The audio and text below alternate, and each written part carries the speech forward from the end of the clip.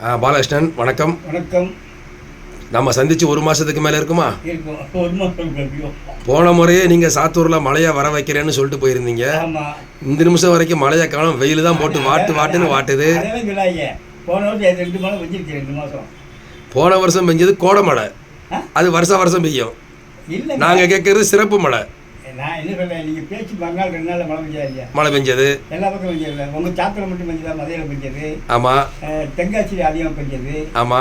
எல்லா பக்கமும் மேற்குறிச்சி மலை பூரா பெஞ்சது. ஆமா. வெளி ஸ்டேட்லையும் பெஞ்சு, ஆந்திரா பக்கம் எல்லா பக்கம் பெய்யுது. ஆனா இங்க கம்மியாக தான் பெஞ்சிருக்கு, அங்கிட்ட அதிகமாக பெஞ்சிருக்கு. நான் என்ன நினைக்கிறேன்னா, முன்னாடி மாதம் மும்மாரி மழை பொழியணும்னு சொல்லி ஒரு இலக்கிய கூற்றே இருக்கு. அதே மாதிரி நீங்க மாசப்பூடு மழை பொழிய வச்சா என்னங்கிறதா எங்க கேள்வி.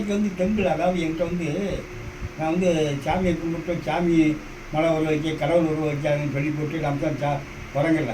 அதாவது அரைகுறை தொழிலாளி ஆயுதங்களை குற்றம் சொல்பவன்.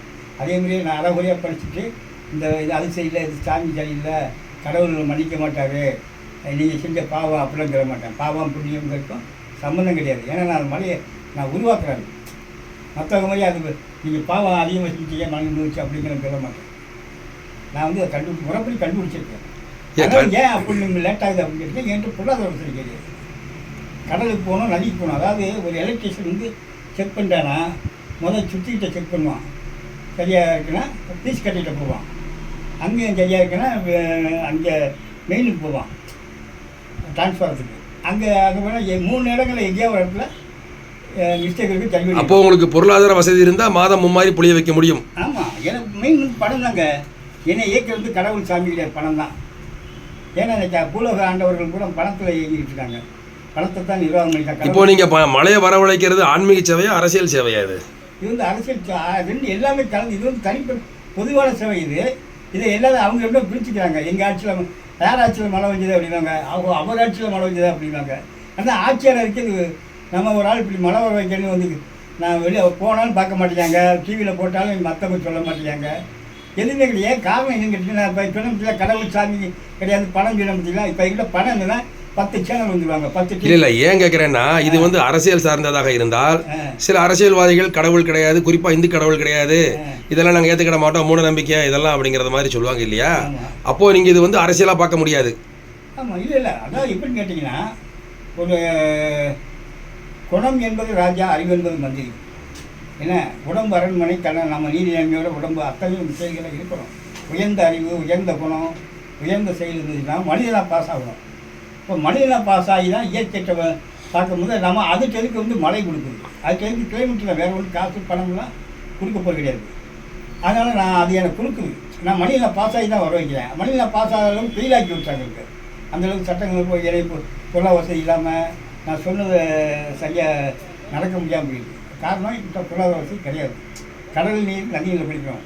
நான் சொல்ல முடியாது, டிரான்ஸ்ஃபாரம் பீஸ் கட்டணு இது மத்திய பகுதியிலும் செய்வேன், கடல் பகுதியில் போய் செய்வேன், நதி பகுதியில் போய் செய்வேன். 3 எங்கே வந்தாலும் மழை கிளைமேட் பாஸ் ஆகிடும். அப்போ போக என்னன்னா, அது சூரியனுக்கு 12 சந்திரனுக்கு 14 என்னுடைய உணவு. இப்போ ஜூஸ் சாப்பிட்றேன்னா இந்த கிளைமேட் காற்றில் கலந்து வேங்களுக்கு போகும். இப்போது இயேசுநாதர் தண்ணியை திராட்சரசமாக மாற்றினார் இல்லையா, தொட்ட ஒன்று. அதே மாதிரி நீங்கள் கடல் தண்ணியை கையால் தொட்டு நல்ல தண்ணியாக மாற்ற முடியாதுன்னா அது இப்போ இருக்காரா இயேசுநாதர் இருக்காரா, செஞ்சுட்டு இருக்காரா? இல்லை, இயேசுநாதர் இப்போ செய்யலை, இருந்த காலத்தில் செஞ்சதாக சொல்கிறாங்க இல்லையா? சொல்றீங்க நீங்கள் பார்த்தீங்களா? நாம பார்க்க முடியுமா? அதனால தான் நாங்கள் சொல்கிறோம், நீங்கள் அந்த மாதிரி செஞ்சு காட்டுங்கிறோம். இல்லை. அது யாரோ எழுதி வச்சுருக்காங்க, கண்ணை மூடி எழுதி வச்சுட்டா நீங்கள் சேட்டில் அதே மாதிரி நடக்கணும் முடியாது. அவங்க தான் வரணும். ரெண்டாவது அவங்க பறந்து வரணும். அவங்க பரப்பேற்ற உயிரில் எல்லா கடவுள்களும் இங்கே சாவு கிடையாதுங்க, வர வேண்டியது. அவங்க இப்போ இவ்வளோ நாள் பஞ்சம் வச்சு இதே சாத்தூரில் நீங்கள் நம்ம 20 வருஷத்துக்கு முன்னால் தண்ணி இல்லாத ஆற்றுல போய் தோண்டினா 1000 அடி தண்ணி வர ஆவியாக போச்சு.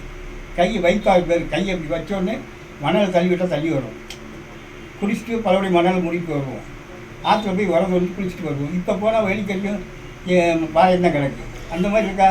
அப்போது அரசாங்கம் உங்களுக்கு உரிய உதவிகள் செய்தால் உங்களால் மழையை வர வைக்க முடியும், மக்களின் பஞ்சத்தை போக்க முடியும், தண்ணி பஞ்சத்தை போக்க முடியும். இப்போ உங்களுக்கு வறட்சி நிவாரணத்துக்கு 1000 கோடி செலவு பண்ணுறாங்க, வெள்ள நிவாரணத்துக்கு 1000 கோடி செலவு பண்ணுறாங்க. நான் இது இல்லாமல் ஆக்குறேங்க. இதை கேட்கறதுக்கு நீங்கள் முடியல, அதுக்கு நான் செய்ய நான் ஒரு 1000 கோடி 2000 கோடி நான் கேட்டேன். அப்போ இந்த பேட்டி முடிஞ்சதும் சாத்தூரில் திரும்ப மழை வருவதற்கான வாய்ப்புகள் உண்டு. சாத்தூர்னா தமிழ்நாட்டிலே வருவாங்க, நிறைய இடங்களில் போய் எங்கெங்கே போய் எனக்கு சொல்ல முடியாது. அப்போது அரசாங்கத்தின் உதவி கிடைத்து நீங்கள் நிறைய மழையை வர வைக்கிறதுக்கு மக்கள் சார்பாக வாழ்த்துக்கள். ஆமாம். இப்போ நான் அங்கங்கே நான் ஏதோ எனக்கு ஒரு சில ஆன்மீக இளைஞர்கள் வகையில் உதவி செய்கிறாங்க. 1-2 இளைஞர், அது ஆன்மீகவாதிகள், சிவபக்தர்கள். அவர் மேலே நான் சிவபெருமான் மேலே நம்பிக்கை வச்சு எனக்கு கொடுக்குறாங்க. ஏன்னா அவர் பேர் இதாகிடக்கூடாதுக்காக கொடுக்குறாங்க. நான் அந்த கடமையில் நான் செஞ்சிட்ருக்கேன். நான் வந்து என் உடல் உழைப்பில் செய்யலை. எனக்கு எங்கள் சாமி எங்கள் ஐயா அம்மா கூட பிறந்தவங்க சொந்த பந்தம் யாருடைய பேர் இல்லை, ஏதாவது வாழ்க்கை வராமல் சொல்லவே கிடையாது, சொல்லவும் கூடாது. அரசியல்வாதி சொல்லிக்கலாம், ஆன்மீகம் எல்லாம் சொல்லிக்கலாம். அவங்க வாழ்க்கை வர எங்கள் வாழ்க்கை வர எழுதவே முடியாது. இது வந்து கேள்விக்குறி. இயற்கை எப்படி கேள்விக்குறி, அந்த வேலை பார்க்கலாம், என்னுடைய வாழ்க்கை கேள்விக்குறி தான்.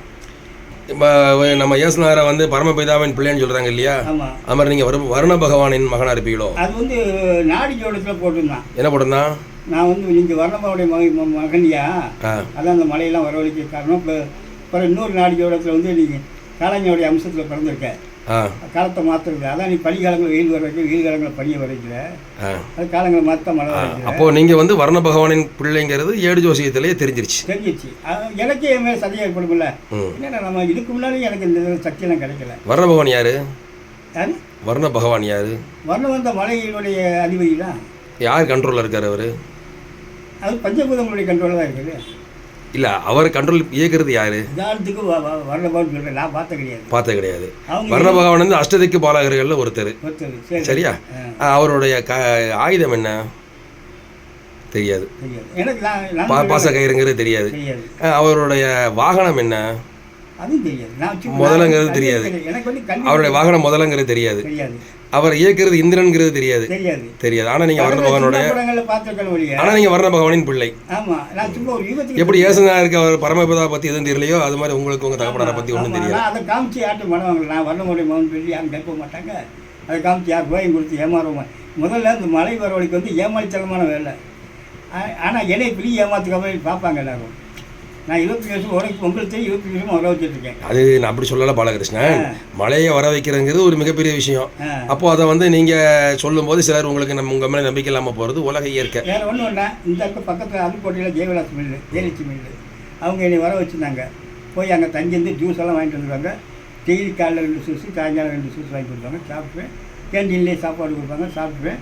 அங்கேயே லாட்ஜ் ஒரு ரூம் ஒன்று கொடுத்தாங்க, எக்ஸ்ட்ரா ரூம்பு. அது தங்குவேன். அதாவது மெயினான அதிகாரிகள் இருந்தால் அந்த ரூம்பை கொடுத்துட்டு நான் அந்த மில்லு வேலை செய்கிறவங்க அவங்க லாக்கரில் போய் தங்குவேன்.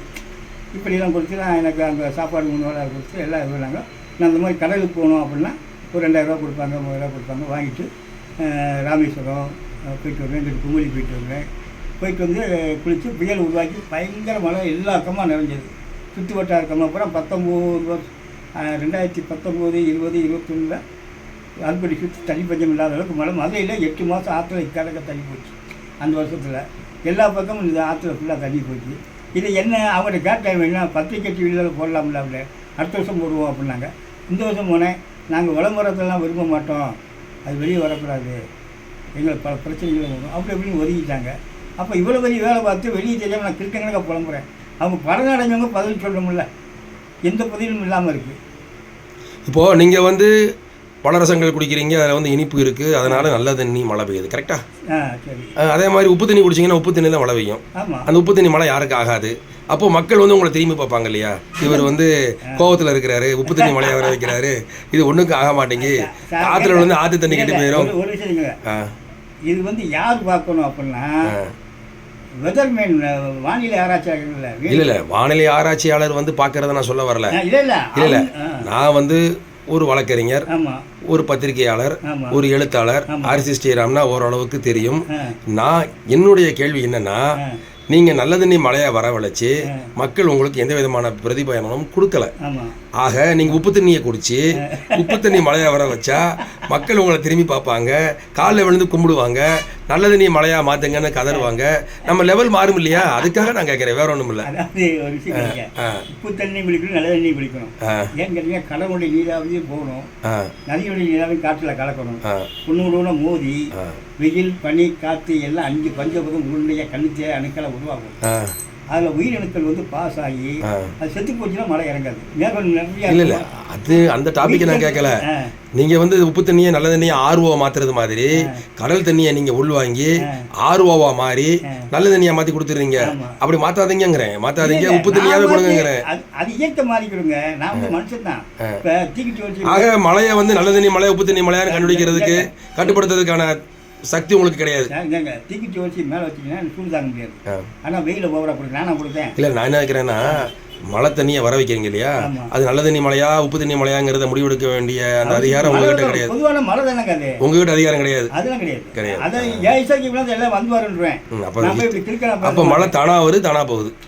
எப்பயுமே தானா போகும், தானா தான் போகும். நான் வந்து ஜாமீன் எடுத்து போட்டு வர வச்சுட்டு இருக்கேன். ஜாமீன் எடுத்து போடுறீங்க? ஆமாம். இப்போ ஒரு ஆள் வந்து ஜாமீன் எடுத்து போட்டால் ஆளை விடுற மாதிரி அந்த மேலே சொற்குலத்தில் என்னோட பெரிய கணக்கு இருக்குது, பெரிய பேங்க் அக்கௌண்ட் மாதிரியா. அதனால எனக்கு நான் கேட்ட உடனே ஜாமீன் எடுத்து போட்ட மாதிரி அது வருது. நான் போய் ஜாமீன் போட முடியாது. உதாரணத்துக்கு சொல்கிறேன், உதாரணத்துக்கு ஜாமீன் எடுத்துருந்தேன். அதுக்காக நான் போய் அங்கே போய் ஜாமீன் எடுத்து போட்டால் போட்டு இல்லை, புரியுது, உதாரணம் புரியுது. நீங்கள் சொன்னோன்னு அங்கேருந்து மழை அனுப்பி வச்சிடுறாங்க. ஆமாம், என் பேங்க் அக்கௌண்ட்டுக்கு தான் வருது. யார் அனுப்புகிறா? இயற்கை பஞ்சபூதங்கள் தான். இல்லை, எந்த பூதம் சொல்கிறேன் உங்களுக்கு போனால் மனுஷன். இல்லை, பஞ்சபூதங்கள் எந்த பூதம்? எந்த 5 பஞ்சபூதம் தாங்க. பஞ்சபூதங்கள் 5 தான். அது எந்த பூதம் அந்த வேலையை செய்யும்? எல்லா பூதம் வேலை செஞ்சாலும் பொருள் ரிலீஸ் ஆகும். மேனேஜரும் வேலைக்காரன் எல்லாம் அந்த தான் பொருள் ரிலீஸ் பண்ண முடியும். ஒரே அப்படி சொன்னா 5 பஞ்சபூதம் வேலை செஞ்சிருது. ஆமாம், கண்ட்ரோல் ஆயிருது. ஆமாங்க. நான் கரெக்டாக இருந்தேன்னா கரெக்டாக துப்பாக்கி சுட்டோம்னா நம்மளும் கரெக்டாக இருக்கும். துப்பாக்கி தோட்ட கரெக்டாக தான் ஒரே தோட்டத்தில் சூட்டாகும். இந்த பஞ்சபூதங்களை எங்கே வச்சு பார்க்குறீங்க? என் உடம்பு உள்ள கீட்டு குளிச்சு வச்சு பார்க்குறேன். நேரம் கண்ணில் பார்க்குறது? கண்ணில் பார்க்குறேன். நம்ம கண்ணில் பார்க்க சூரியன் பார்க்க சந்திரன் பார்க்க பூமி, வேற ஒன்றும் பார்க்குறது? வேற ஒன்றும் பார்க்கல. செல்ல நம்ம கிடையாது. தன்னை அறிய தனக்கு ஒரு கேடு இல்லைங்கிற மாதிரி நீங்கள் உங்களை நீங்களே பார்த்து செஞ்சுக்கிறேன். இந்த தெய்வம் நீ என்று உணர்ந்துக்கிட்டீங்க. தேவையானது எனக்கு வருது. அது எப்படி வேணும் ஆராய்ச்சி பண்ண முடியும். கடவுளா, சாமியா, தெய்வமா, இயற்கையாங்கிறது எனக்கு தேவையில்லை, தெரியாது. எனக்கு வந்து நான் இப்போ ஏதோ என்னை இயக்கிக்கிட்டு இருக்க ஒரு இயக்கம். ஆக ஏதோ எப்படியோ உங்களால் மழையை வர வைக்க முடியுது. மக்கள் அதில் வந்து மகிழ்ச்சியா இருக்காங்க. மக்கள்னே சொல்லக்கூடாது. இல்லை இல்லை, சரி, பூமி மகிழ்ச்சியா இருக்குன்னு வச்சுக்கணும். மக்கள்லாம் பூமியில் இருக்க மக்கள் தானே. ஆனால் மழையை வர வைக்க நம்ம மட்டும் மகிழ்ச்சியா இல்லை. ஆமாம், அப்படி தானே. அந்த மழை நமக்கு எதுக்கு? அது எதுக்கு நான் மறுநாள் வேலை வைக்க மாட்டேன்ல. இவ்வளோ 5 இல்லை, நான் என்ன கேட்குறேன்னா, நான் ஒரு வழக்கு நடத்துகிறேன். வழக்கில் வந்து என்னுடைய கட்சிக்காரன் ரொம்ப சந்தோஷமா இருக்கான், அவனுக்கு வேண்டிய தீர்ப்பு கிடைக்கிது. ஆனால் எனக்கு 10 காசு வருமானம் இல்லை, நான் மகிழ்ச்சியாக இல்லை. அப்படி ஒரு வழக்கு நடத்தி நான் என்ன செய்ய போகிறேன்? ஒன்றும் கிடையாது. உங்களுக்கு வந்து பிரச்சனை வேற, என் பிரச்சனை வேற இல்லை, ஒரே பணம் தானே பிரச்சனை. நம்ம இருவருக்கும் பணம் தானே பிரச்சனை. ஒரு விஷயம், இப்போ எனக்கு ரேஷன் கார்டு கிடையாது, சொத்து கிடையாது, நான் இந்தியன் பிறகு எல்லாம் வாழ்ந்துட்டு இருக்கேன். எந்த விதமான கவர்மெண்ட்டில் உதவி வாங்கினது கிடையாது. ஒரு தீபாவளியோ நல்லதோ நல்லதோ முதியோர் பென்ஷனோ எதுவுமே இது வரைக்கும் பைசா கூட வாங்கினது கிடையாது. என்னுடைய உழைப்பு வரி அவ்வளவு செலவு பண்ணி வரைய கெட்டிக்கிற வழியை அங்கேருந்து கவர்மெண்ட்டில் எந்த உதவியும் வாங்கினது கிடையாது. காரணம் இல்லாத காரணம் கிட்ட எது புலவை ஸ்டாக் கிடையாது. பணம் கையில் உள்ள பணம். இது அதைத்தான் என்ன கேட்குறேன், உங்களுக்கும் பண பிரச்சனை, எங்களுக்கும் பண பிரச்சனை இல்லை சார். இல்லை, இருவருக்கும் பணமே இல்லாத பட்சத்தில் அவரவர் வேலை செய்யறதுனால என்ன பலன்னு கேட்குறேன். உதாரணத்துக்கு இன்னைக்கு அரசியல் எடுத்துக்கிடுவோமே.